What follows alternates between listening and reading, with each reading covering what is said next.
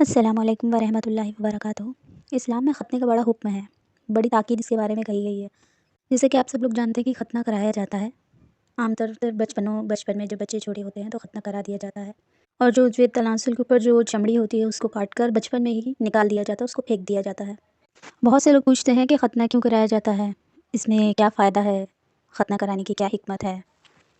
تو میں نے سوچا کہ اتنی باتیں جب چلتی ہیں تو اس کے اوپر بھی ایک ویڈیو بنا لی جائے کہ ختنہ کرنے سے کیا فائدہ ہے، اس کی کیا حکمت ہے، اسلام میں اس کو کیوں بتایا گیا ہے۔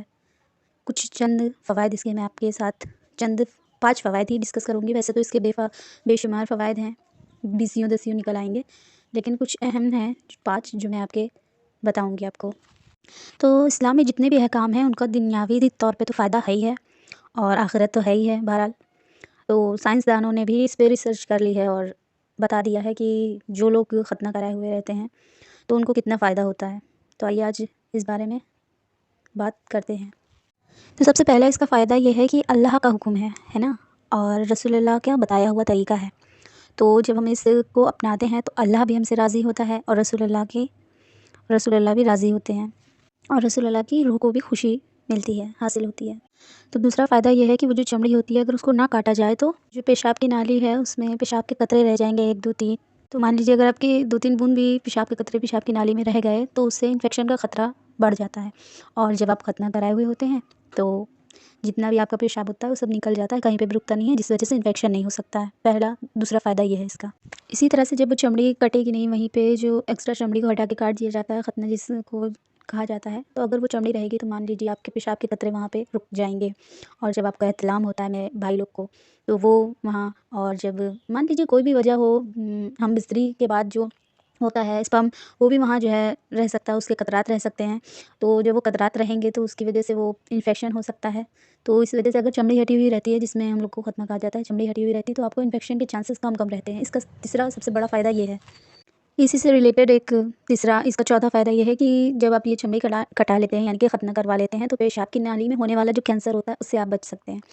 وہ کینسر کے آپ کو بہت کم چانسز ہوتے ہیں، کیونکہ وہاں پہ جب کوئی بیکٹیریا نہیں ہوگا تو انفیکشن نہیں ہوگا تو جو آپ کو کینسر ہونے والا ہوتا ہے پیشاب کی جگہ پہ، اس کے بہت کم چانسز ہوتے ہیں۔ اسی لیے ہمارے اسلام میں ختنہ کا حکم اللہ نے دیا ہے، باقاعدہ یہ ریسرچ کی ہوئی بات ہے، ایسے ہی کوئی نہیں کہہ دے رہا ہے۔ آپ لوگ گوگل ہے آپ کے پاس سے، جو بھی ریسرچ کے ہیں آپ اس سے ریسرچ کر سکتے ہیں اور دیکھ سکتے ہیں کہ ختنہ کرانے کے کتنے فائدے ہیں۔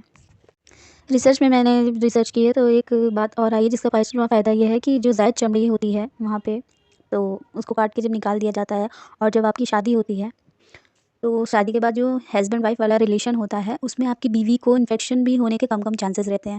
سمجھ رہے بات؟ مطلب کہ جب آپ جیسے ختنہ جس کا نہیں ہوا رہے گا وہاں پہ پیشاب کے بار قطرے بھی رکیں گے، اور بھی جو انسان کا احتلام ہوتا ہے وہ سب وہیں پہ جمع ہوتا رہے گا تو پھر وہ انفیکشن کی شکل لے لے گا۔ پھر انفیکشن ہونے کے بعد جب آپ اپنی بیوی سے میل کریں گے ان سے تو وہ انفیکشن ان کے بھی پہنچ سکتا ہے، ان کے بھی چلا جائے گا۔ سمجھ رہے بات کو؟ تو کہنے کا مطلب یہ ہے کہ اس کا بھی بہت بڑا فائدہ، آپ اپنی بیوی کو بھی بچا سکتے ہیں انفیکشن سے۔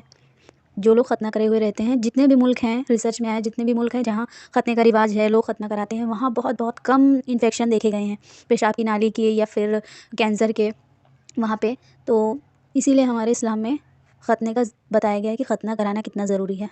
امید کرتی ہوں جو لوگ مذاق اڑاتے ہیں یا جن کو نہیں سمجھ میں آتی ہے کہ اس کے کتنے فائدے ہیں، وہ اگر اس ویڈیو کو دیکھ لیں گے تو ان کو سمجھ میں آ جائے گا اور وہ مذاق اڑانا چھوڑ دیں گے۔ اور رہی بات کہ عورتوں میں ختنہ ہوتا ہے تو ہاں کچھ کنٹریز ایسی ہیں، افریقہ سائڈ میں ایسا ہے، لیکن وہاں عورتوں کا ختنہ کرایا جاتا ہے، لیکن اس کا اسلام سے یا قرآن میں یا حدیث میں کہیں پہ بھی ذکر نہیں ہے جاہلانہ حرکت کی۔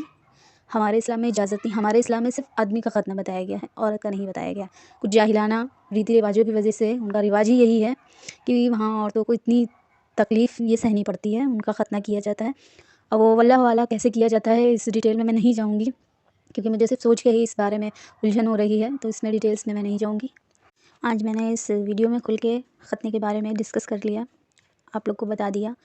جو ایک کمنٹ آیا تھا، کوئی بھائی تھے، ان کا ہی کمنٹ تھا کہ ختنہ کتنے ٹائپ کا ہوتا ہے۔ دیکھیے بھائی، اب ختنہ کتنے ٹائپ کا ہوتا ہے یہ تو میرے خیال سے 3 4 طرح کا ہوتا ہے۔